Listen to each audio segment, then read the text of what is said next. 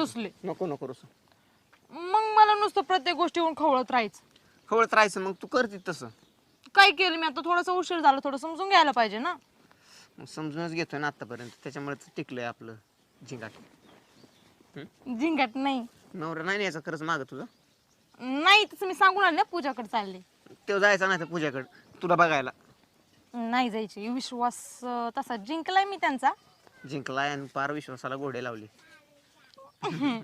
तसं नाही. नाही काय नाही, त्यांचा भरोसा आहे माझ्यावर आणि तेवढा मी विश्वास त्यांना जिंकून दिलाय, म्हणजे पटवून दिलाय की ना मी खरंच पूजाकडे चालले. मला नुसतं बोलतच बसायचे का? काय आपण जाऊन तिकडे गप्पा मारा.